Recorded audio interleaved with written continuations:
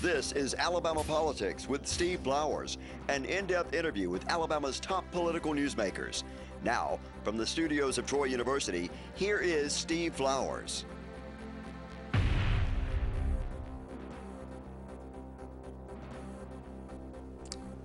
I'm Steve Flowers, and welcome to Alabama Politics. Folks, we're very fortunate tonight to have as our guest one of Alabama's outstanding leaders, Congressman Bradley Byrne. Congressman Byrne has had a sterling career in Alabama government. He's been on my show before. Been a few years now, but we're real glad that Bradley came from Washington to be with us today. And he's had an outstanding career in public service in the state. He's started off practicing law in his home county of Fairhope, Mobile, Baldwin County, Mobile, and then he went to the school board, served on the school board. It's very not very selfish thing to do, I might say. Serving on the school board is a pretty thankless job.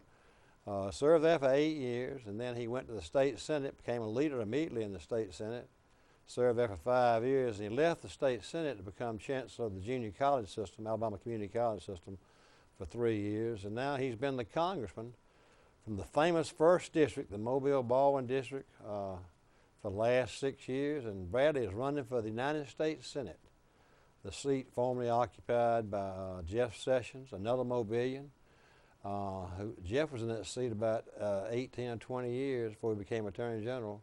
So we're very proud to have on our show tonight Congressman Bradley Byrne. Bradley, good to have you on. Steve, it's good to be with you again. Thank you, sir. Been a few years. It has. But you hadn't aged much. Well, you haven't either. How's that? You look good. Bradley Byrne's been the congressman from that famous 1st District, like I said, for 6 years now. And he and his assistant, Lindsay, just sent me a picture. That's been the greatest district historically. I'd say that a lot of them have been, but going back to old Frank Boykin, who was about that tall, and then Jack Edwards became the first Republican congressman in '64. He just recently passed away, and then Sonny Callahan, who was a state senator, took that seat, and then Joe Bonner, who is K.I.V. is currently chief of staff, and now Bradley Byrne. So it's had an illustrious group have been in that district. Bradley, I'm convinced that when reapportionment is taken, though, I think that coup de grace on the census, them not being able to count or allowing California to count illegal immigrants, puts the final nail in our coffin. I think we're going to lose a seat. But it won't affect that 1st District because it's Mobile and Baldwin are basically a district regardless because Baldwin's grown so much. Yeah, I think, well, I'm a little more optimistic than you, but that's kind of my nature. I hope that we hang on to them because, you know, this is the worst game of political musical chairs you can have. But I do think that that district down there will remain intact. It may have to scoot some east from where it is now to pick up some more counties, which would be at the expense of the district that Martha Roby represents. Right, I think that's the one on the carbon block, yeah. So I don't know what that does to that district. And there'll be a new congressman in that district coming up, just like there will be in mine. So there's a lot to be done there. It's the legislature's decision about how they draw the districts, but it's our decision in Congress how many we're going to get in Alabama. And of course, it's all based on the census data. And I am worried about it. I'm real worried about it. I know Governor Robbie's doing everything she can to get a good count in Alabama. She can't make people up. But these shenanigans that they have in places like California and other places just really bother me. That was a bad move. I think probably those counties north of there that have been in that district for years may get cut loose and go into the Sewell district. They might. Might be cut loose. Which I would hate because like one of them is Monroe County. I know. There's such a connection between Monroeville and Mobile and Baldwin and Washington. Counties. And Washington, oh my gosh, yeah. I mean, it's all Chatham and all they've those been in there places. for years. Yeah, it would be. Well, Congressman Boykin was from Washington That's County. right, exactly. So it's almost like cutting off your arm to think we wouldn't have either one of those counties. But it's too soon. You don't know. We'll see what happens. I didn't mean to get off on that, but I think you're running a good campaign for the U.S. Senate, and you committed to that race early. I like that, and I've told people that. Some people be wishy-washy about it, but you made a commitment a good year ago, and you got started early. And there's an old saying that goes past politics: the early bird gets the worm. Yeah. And I've written that several times. Well, Senator Shelby told me, based on his experience, you remember in 1986, he said, Bradley, when you're in Congress and you're thinking about running for the Senate, don't play games with it. Just get out there and plant your flag in the ground and say, I'm running. And he says, you're going to be just fine if you do that. If you play around with it, just play games with it, play games with people, then you'll be fine. And I think that was good advice. So we got out early. We've been working hard. We've been all over the state. Met a lot of people that I've known over the years, Steve. But Well, you run statewide. I've run statewide before, so I have a lot of people who've been friends of mine around the state. But we've met an awful lot of new people. And I'm going to tell you something that's made me feel really good. There have been some people, a large number of people, who didn't vote for me in 2010, who've come forward and said, we want to support you. And I've been really gratified that those people have been willing to come forward and do that for me, and we welcome them into our campaign. Well, you've got the perfect resume for it. I mean, you've had the background, you've run statewide, you know people all over the state, you know the state, you know your district well, and like I said on the preceding the show, I said, you know, you've been in the state senate, you've been head of the community college system. Right. What did you draw from those experiences? Being on the state school board, a state senator, and head of the community college system, and now in Congress. That is a good background for it. What do you think? What did you get from being head of the community college system? Well, as you remember, I had to clean up a very corrupt system. And one of the things we hear a lot about in Washington is the need to clean up a swamp. I've cleaned up a swamp. It's not easy to do, and you pay a price sometimes doing it. So I learned a lot from that. I also learned from that and from all my service, and even from that failed governor's campaign, there are a lot of good people in the state of Alabama, really wonderful people. My wife and I were talking about that last night, just the incredibly nice, good people we've gotten to know over the years doing this. And that in and of itself is a gift, and I feel like a very blessed person. Now, I'm a sixth-generation Alabamian. That's what I was going to mention. I just wish to get off on that. That resonated with me when you were on the show last time, that how Baldwin County is such a burgeoning, growing county, and it probably is the fastest growing county in the state, with mobilians going to Baldwin County.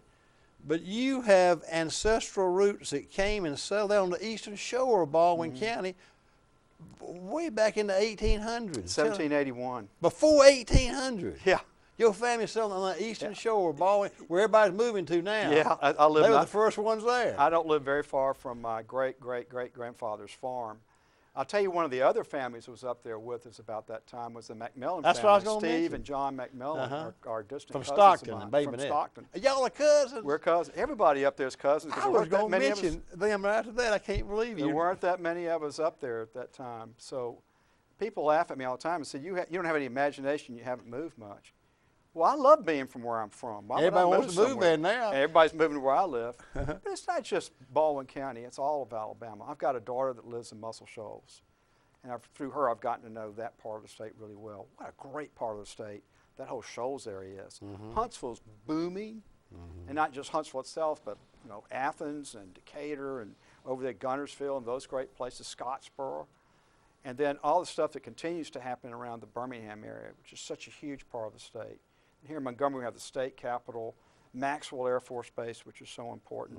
And down the road from here in Ozark with Fort Rucker, then over there in Anniston Army Depot. We've got so many great things happening all over the state.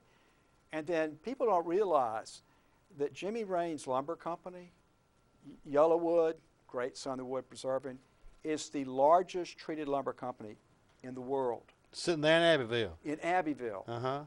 So we have gems all over this state, and it is just a joy for me to get around and see all these people, get to know these communities, the great people there. So people say, how's your campaign going? I say, I don't know how the campaign's going, but I'm having a lot of fun. Bradley, I don't want to brag on him too much, but he does need bragging on it. Senator Shelby, I wrote a book about 4 or 5 years ago, you remember, called Goats and Governors, 6 Decades of Political Stories. And in that book, I said we've had 3 of the greatest, I categorized the 3 great U.S. senators we've had has been Lister Hill, John Sparkman, and Richard Shelby. Yeah, I agree with that. Hill, people don't realize what he did in public health, and you've been involved with helping rural hospitals, but he was the founder of rural hospitals throughout the country, and people don't realize he also was the father of UAB, the research. So you put UAB in Lister Hill's category, you put the Redstone Arsenal Huntsville and John Sparkman, and I told Tommy Battle, he was sitting there where you are, when he was running for governor. I said, Tommy, y'all ought to name that city Sparkmanville. I said, it ought to be named after John Sparkman because he started all that stuff up there. We got the missile and rocket stuff there as a consolation prize because there was something else Senator Sparkman was trying to get that went to some other state, and everybody liked Senator Sparkman so much they said, let's put this rocket thing there in Huntsville. And lo and behold, whatever the other thing was has gone away, and now, of course, Redstone Arsenal has 40,000 people working there every day. I got to know Senator Sparkman. I interned for him when I was in college. And what a great man he was, a great senator he was. I never knew Senator Hill, but the legacy he lives, and he's got some descendants that I know that live around this area here in Montgomery who are great friends of mine. Lister Hubbard was in my law school class. He got Maxwell Gunner. And all that he did there. And Senator Shelby. He's done, what I was going to say is, he has reinforced and almost reinvented UAB and Huntsville. The amount of money he has been able to do for Huntsville. We sat down one night at dinner about 2 months ago. He just rattled, not just that FBI thing, the second largest FBI thing. So you're going to have a great opportunity to work with him his last 2 years. He'll have 2 more years after that, assuming he doesn't run for election. But in order to try to do this, nobody can do it without the seniority he has, but what committee are you on now in the House? I'm on the House Armed Services Committee. Which is perfect. Which I would love to be able to go over to the Senate and serve on that Armed Services Committee because it's so important to the state. They probably would give you a seat on that, I would think. Hope so. I'm on the Education and Labor Committee, which in the Senate has also health and pension, so all the health policy goes through there. And you know, we're mainly still an agricultural state, and I've made a commitment. I'd love to be on the Ag Committee to be able to do the things we need to do for the farmers and for rural areas around the state. So, but you know, all you can do is ask. Yeah. And they've got leadership over there to decide which committee you get on. I'll make the most out of whatever I get. Shelby can help you, though. Shelby can help me. And I'll tell you what I would also look forward to doing. Just learn from him. The man is a master at what he does. Just as sharp as a tack. Yeah, 85 years old, you would never know it. He is. We have lunch with him every month. All the members of the delegation do. He comes every month. He never misses those lunches, and we just sit and listen. First of all, he knows what the heck's going on in the Senate, and that's important to what we do. But the stories he tells, and every now and then he'll sneak out how he got this little thing done or that little thing done. Well, we all need to learn from that because when he's gone, collectively we've got to do the best job we possibly can to fill his shoes. But we'll have Robert Adderholt there, soon to be chairman of the House Appropriations Committee. Mike Rogers is already, you know, a leader in the House. He's got about 14 years, hasn't he? Yeah, Mike's been there since 2002. And Mike, I'm going to tell you, Mike's in position now that Mac Thornberry said he's the ranking member on the House Armed Services Committee. Mike's in a position where he could become the ranking member and soon to be the chairman of the House Armed Services Committee. Did not know he was moved that good. Yeah, no, Mike has done a great job. So they plus, of course, Gary Palmer will still be there. These new ones are coming in. We'll work with them to make sure they get in a good place. But collectively together, what I'm saying, we've all got to work together to do the best we can to fill in for Senator Shelby for all he's done. And there won't be another Senator Shelby. No. I don't pretend that I could be a Senator Shelby. Well, I was going to say, if I were writing that book today, I'd say he surpassed Hill and Sparkman. I think so. People do not realize we're living in a time where a legend is sitting there as far as bringing home the bacon to Alabama. Not only that, Steve, he's the chair of the Senate Appropriations Committee. I mean, that's like one of the top 2 or 3 things you can be across the board in Washington. And he and the president communicate regularly. So it transcends just Alabama. Now, don't get me wrong, when you see those appropriations bills come out while he's chairman, there'll be some good things in there for the state of Alabama, so there should be. But he's operating on a national and even an international stage. I've been with him on a couple of these things where we're going over trying to get to Europe to try to get these aeronautics companies to come to Huntsville, Mobile, Montgomery, Birmingham, wherever. And he's the thing. I mean, he's sure enough real thing. And that's not a direct thing that he does like he does in a senatorial position, but he commands such respect that it helps with our economic development efforts overall. You know, talking about that, he and I talk, and he tells me the same thing. We talk about old stories, and he'll tell me things. he'll remember little small nuances that we talked about 25 years ago. I said, Shelby, how do you remember that? I said, how in the world can you remember that situation? You know, he said, I remember when you brought your daughters up here, when you were little girls, you know, and he'll say, how they doing? It was the most amazing thing. But what I was getting around to saying is that what he's doing in Huntsville is amazing. And I think he's setting the stage. It's going to make it easier for y'all, for anybody to tear it down, is what I'm trying to say. Yeah. I think that what he's doing in Huntsville, once they put that FBI thing, they can't move it. Well, yeah, know. it's clearly generational and maybe beyond just generational. You know, Steve, the other thing he's done, you go on a lot of these university campuses. Oh, We were just riding past the University of South Alabama yesterday, and there's that big Richard Shelby building that houses their really good engineering program. Same at Auburn, just left there, same in Tuscaloosa. He's helping to transform the universities in Alabama. So his legacy is all over the place. Plus, as you may know, he's just now gotten everything moving in the right direction where we're going to be able to deepen and widen the Mobile Ship Channel to where we'll be competitive with just about any port in the Gulf Coast and even the East Coast. That was one thing we were talking about one time. We were sitting there, and before they passed, Governor Ivey then passed the Rebuild Alabama, which is good for the state. But he's still going to get a lot of federal money to match that state money to do that. Yeah, the state money is only 20% of the cost of that project. That's what he told me. This is going to be 80% of the cost of the project. It's another transformational thing, and of course we work with him on that. He was absolutely, totally focused on that and made that very clear. But he does that stuff all over the state. I know, it's amazing. But we weren't talking about, but one night we were sitting there talking, and he said what just resonated with me before even Governor Ivey came with the Rebuild Alabama. He said, I'm going to do something for that port in Mobile. He said, do you know it's not wide enough or deep enough for Mercedes to ship their cars out of that port? They had to ship them over to Savannah, Georgia to do that. That port is a state's port, ain't Mobile's port. That's exactly right, and it has a profound impact on the entire state. So they are building this roll-on, roll-off facility so that you'll be able to roll on, whether it's Mercedes or whatever other cars in the state. Instead of having to ship them all the way over to Savannah, we can go straight down I-65 to the port of Mobile, and boom, there you are. It's a shame. He said that port's so outdated it can't, and that's a major thing to have a port in your state. But because of a lot of the work they've done down there, and I think 2 of the last 3 years, it's been the fastest growing container port in the country. Unfortunately, coal has been a big part of it, and coal imports and exports have come. The exports are still doing okay because it's metallurgical coal. But a lot of those coal imports for creating power, that's fallen off. But transitioning to a major container port is actually better. So what Senator Shelby is doing is he's laying the groundwork for the future of that port to grow into not just a top 10 port, but maybe even getting close to being in the top 5. Do you know during that Rebuild Alabama vote, I was talking to some of the legislators. You know who the biggest advocates for widening and deepening the port in Mobile were? The legislators from Walker County, where there were coal. Yeah. The coal guys were Wadsworth and Rowe and Greg Reed were on top of the list. Yeah.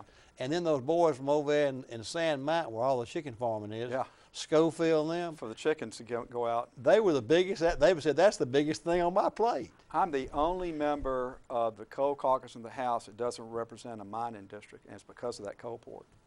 Because you knew how much coal went through that port. Absolutely. So I showed up one day for a press conference, and all of these guys from West Virginia, Ohio, looked at me and said, what are you doing here? We in Mobile. And I said, your coal is coming through my port. So is that what they said? Yeah, and so they've been very welcoming to me, and I do all I can to help the coal industry because it's still very important to this state. It is, especially in that Walker County area. Absolutely. So people don't, a lot of times they think what we do in the House or the Senate, you just work on these big issues, and we do. I mean, that's obviously an important part of it. But also a big part of it is that we're supposed to take care of our districts, or in the case of Senator Shelby, the state. And I've learned a lot from him being in the House. I've watched him. I've learned, now that's how you do that. And that sort of thing is what pays off for this state, is that we think that way. And our delegation plays well together. Yeah. We're a team. It doesn't matter if it's for my district or somebody else's district. We all circle the wagons, get together, and make it happen for the state. And so as a result, having Senator Shelby and a delegation that thinks and acts that way, Alabama punches way above its weight to our great benefit. It does. You know, you just came from over in Lee County, East Alabama Republican Club. But you know, you talking about the counties in the state that have a traditional Democratic history that are now the most Republican areas of the state. Yeah. I spoke, and they had a book signed me up in the Walker County Republican Club 2 or 3 years ago. There were 300 or 400 people there. Yeah. Walker County's got the strongest Republican Party for its per capita in the state. Well, I spoke to the Republican Club in Moulton not long ago, and there were 100 people there. My gosh, in Moulton. So you used to think of the Tennessee Valley Uh-huh. as being all Democrat, and now there are hardly any Democrats there at all. And that just shows the shift that's occurred in the state of Alabama. So I think that's very healthy. You know, when I was in the legislature, when I was in the state senate, there were only 12 of us that were Republicans. There were, what, 33 Democrats. Now I think there are only 8 Democrats left in the state senate. Less than that, I think. And I don't think a single one of them comes from up there in the Tennessee Valley. That's what made the state the most Republican state in the country, is when that Tennessee Valley changed. It changed. No, big deal. It changed. It was almost like 64 for the rest of the state. Well, you and I were together the night that Lowell Byrne got beat in 2010. You remember that? And I was floored, but that showed you just how strong the shift had come when somebody that had been serving as long as Lowell Byrne got beat. And it has. I mean, Alabama has changed significantly as a result of it. And you see, and I'm being a partisan now when I say this, but I think it's accurate. You see what it's done for the state. We have the lowest unemployment we've ever had. Yeah. And things are booming in various parts of the state. Now, it's not booming, Steve, in the rural parts of the state. We've got a lot of work to do in these rural areas, and I have a passion about that because I love our state. But, you know, 4 of my counties in my district are purely rural counties. And working with those people, it breaks your heart to think that they would lose their hospital, which I think is a result of what we just did on this Medicare thing won't happen, or that they can't seem to keep or attract industry like they need. All of us can't be complacent because of Mobile and Huntsville and Lee County and Tuscaloosa County. We need to focus on those rural counties. And if we were going better in the rural counties, we wouldn't be talking about losing a congressional seat. And that's right. That's where it's going to be lost. That's exactly right. Terry Sewell's is going to be about half the state. Unfortunately, that's true. A lot of her counties are depopulating. Yeah. And you know, I drive through some of those little towns, and it makes me sad because I remember them so well 30 years ago when they were still vibrant little towns, and they're not anymore. And we need to be focused on helping those places. Is Monroe still in the first? Monroe is still in the first. Monroeville is one of my top places. I'm going to be doing a town hall there this coming Monday. And I love Monroeville. I've always loved Monroeville. Such history. Incredible history. Judge McDuffie, who was one of my predecessors in my seat, came from there. His autobiography, it should be a must-read for everybody in Alabama, about what rural South Alabama was like in the latter part of the 19th century, early part of the 20th century.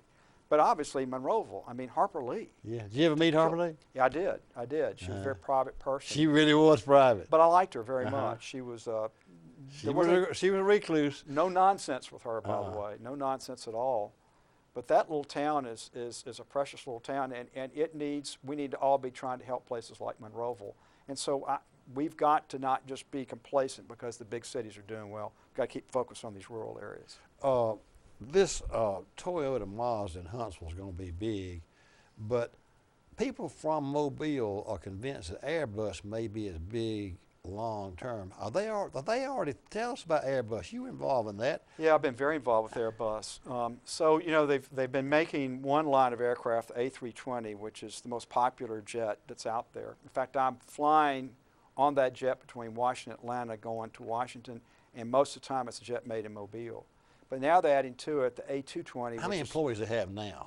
They have about at the assembly line about 1,200. Where is it located? It's at the old Brooklyn Air Force Base. That's right, yeah.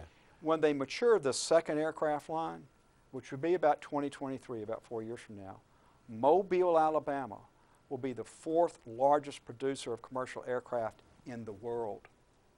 Now, that was a concerted effort to get Airbus there, wasn't it? It was, and it goes back to the Chamber of Commerce that Jack Edwards turned around in the mid-'80s. It goes back to that. It goes back to Jack Edwards. I mean, I've been thinking so much about Congressman Edwards recently because of what he's meant across the state.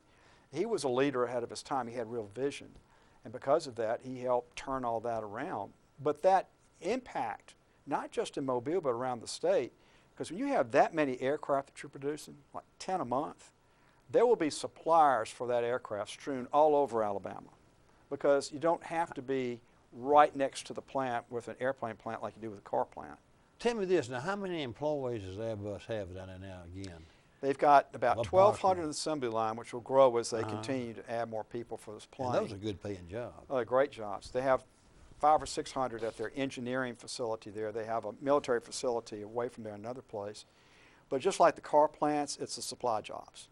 There are The peripheral things, yeah. 35,000 people in the supply chain for that airplane. Are they all located in Mobile? No, most of them are not located, well, at least half of them aren't even located in the United States. Oh, I see. Okay. We're going to be importing jobs from other areas into Alabama because they're going to be closer to the mother plant. I mean, you produce Which makes sense. You produce 10 jets a month. Yeah.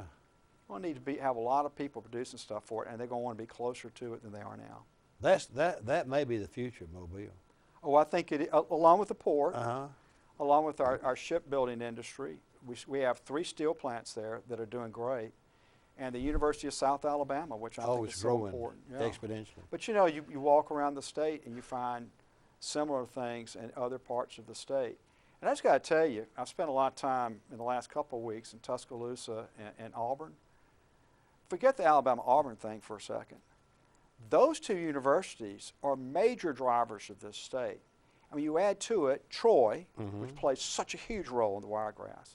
University of South Alabama down there in the Mobile area. University of North Alabama in the Shoals area, where I was a couple of weeks ago. Jacksonville State, University of West Alabama. The universities here in Montgomery and up there in Birmingham, and then UAH in Huntsville. I mean, we've got the economic drivers, the engines to make this state go. We do. And it's just fun working with it. Well, Congressman, I tell you what, our time goes by in a hurry. It's up. I appreciate you taking time to be with us. Steve, it's always good to be with you. Folks, our guest tonight has been Congressman Bradley Byrne from Baldwin County, and a statewide official for years, and he's running for the United States Senate. We thank you, viewers, for watching. Hope you tune again next week for Alabama Politics. Thank you very much.